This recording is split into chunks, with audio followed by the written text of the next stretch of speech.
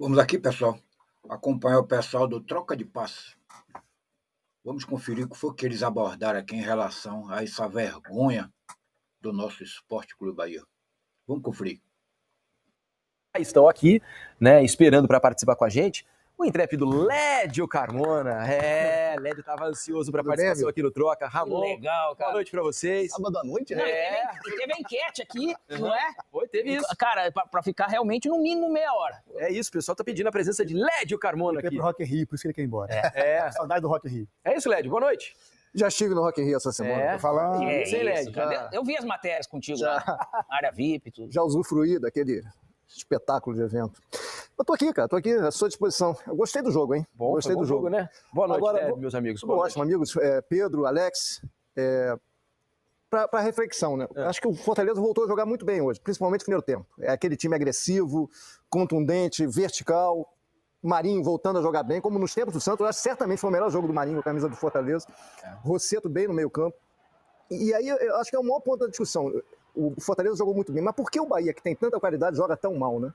É tão pouco efetivo ofensivamente, é tão contundente, né, Lédio? É muito horizontal. Um time é muito vertical, é o Fortaleza, e um é muito horizontal, é o Bahia. E o Bahia, precisando vencer no segundo tempo, melhorar, ficou com a bola, o Fortaleza diminuiu o ritmo, e assim mesmo o Bahia não conseguiu ser objetivo. Qual foi a chance clara de gol do Bahia no segundo tempo?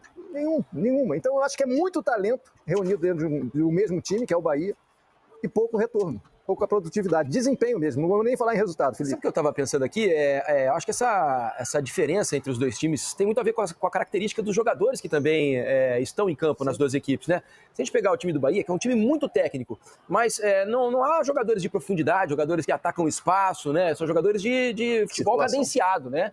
De circulação de bola. Já o Fortaleza é o oposto, ele tem muitas opções de jogadores de velocidade, né? Hoje jogaram o Marinho, né? De vez em quando... ele tem o Kevin, tem o Lucero, que é mais centroavante, mas são muitos, o Pikachu quando entra, são muitas as opções de jogador de beirada, esse jogador que quase sempre hoje, né, Ramon, são jogadores que decidem os jogos, né, seja aqui no Brasil, no futebol da Europa, esses caras de muita velocidade têm feito muita diferença. Boa noite, Ramon. Boa noite, Diniz, Pedro, Alex, Red, todos que estão com a gente.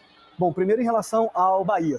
O Bahia, na minha opinião, minha maior crítica a esse Bahia é exatamente isso, essa falta de profundidade, né? O Bahia, quando consegue recuperar a bola no campo ofensivo, que usa bastante passagem dos laterais, ou do Tassiano pelo lado, ou do próprio Jean Lucas, que faz essa diagonal longa, né? Faz esse corredor esquerdo ali para dar essa profundidade, o Bahia consegue render. Mas quando não consegue usar esses laterais pro lado do campo, as equipes que jogam contra o Bahia sabem que tem que fechar o meio. E aí você tira o espaço de Everton Ribeiro. Cauli não vem jogando bem. Hoje, outra vez, foi muito abaixo. Faz um tempo, render. Né, Ramon? O Tassiano saiu no intervalo. O Everaldo, apesar do gol, não teve muita chance. Também, assim, não fez um jogo de muita excelência. O Santiares, depois do jogo, dá uma coletiva dizendo que é vergonha, que foram muito ruins, tem que melhorar. Eu concordo. O Bahia, quando não consegue, como eu falei, quando recupera essa bola intermediária defensiva, não tem opção de velocidade.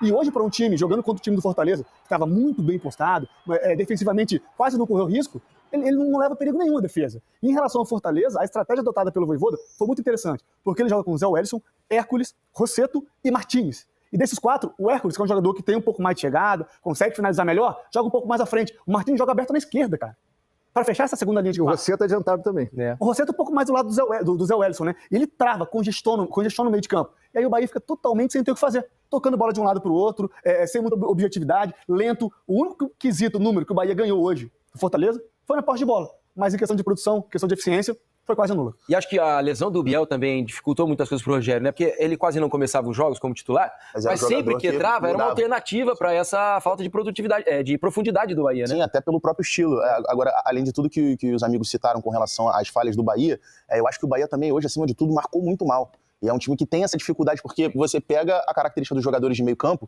com exceção do Caio Alexandre, nenhum dos outros três são jogadores de pressão na marcação, de pegada, de cobertura de espaço. Aí você vai pegar os laterais, tanto o Juba como o Arias também. São dois laterais que são reconhecidos pela capacidade ofensiva, de chegada na frente. Então, assim, acho que o Bahia hoje também sofreu muito por conta disso, porque não conseguia ser vertical e aí perdia a bola num setor de ataque, onde o time estava posicionado para conseguir criar, para conseguir ter volume ofensivo, e aí nessa transição é o ponto forte dessa equipe do Fortaleza, e o Fortaleza ia conseguindo aos poucos machucar a equipe do Bahia. Mas assim, se for puxar para reflexão, se for ver, nem sempre para você dar profundidade, você precisa ser o mais veloz.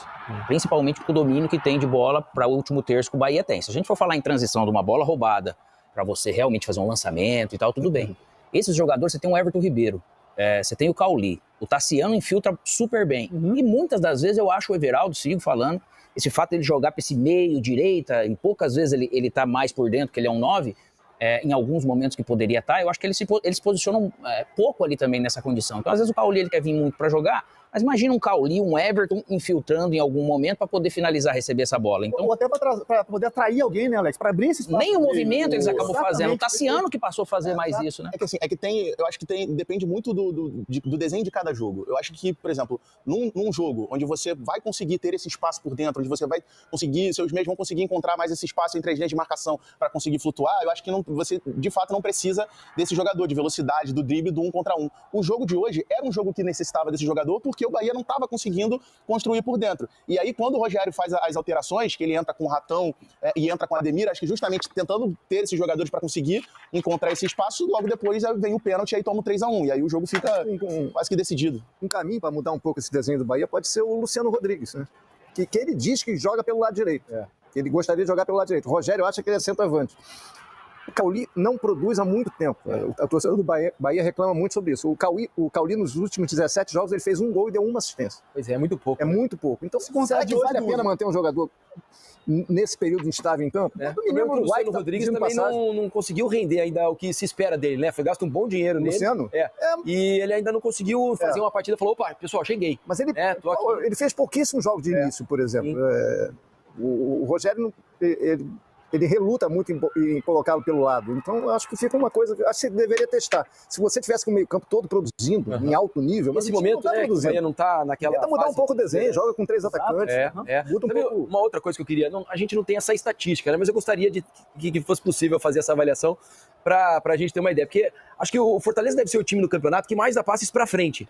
O Fortaleza parece incapaz de dar um passe para o lado ou para trás. Fortaleza e Botafogo, é a mesma linha. Quase todo passe do Fortaleza é para frente, né? Isso chama muita atenção. Eles estão sempre jogando na direção do gol adversário. Mesmo hoje, com 4 jogadores mais de marcação, meio campistas mais mudou 7 em relação à derrota. Mudou 7, exatamente. Mudou 7. Conseguiu jogar para frente, né? Um destaque muito positivo para o Fortaleza hoje, que vai servir, obviamente, de confiança para o próximo confronto com o Corinthians, é essa questão do jogo coletivo, o desempenho coletivo do Fortaleza hoje. Que o Voivoda falou até no início do jogo, né? Que ele estava sentindo que precisava, né? Tava exatamente, devendo, né? Por exemplo, no jogo contra o Corinthians, eram 6, 7 que estavam jogando mal, né? Então os outros que estão relativamente bem, não conseguem levantar e carregar esses 6, 7 que estão mal. Hoje não. Hoje foi todo mundo bem.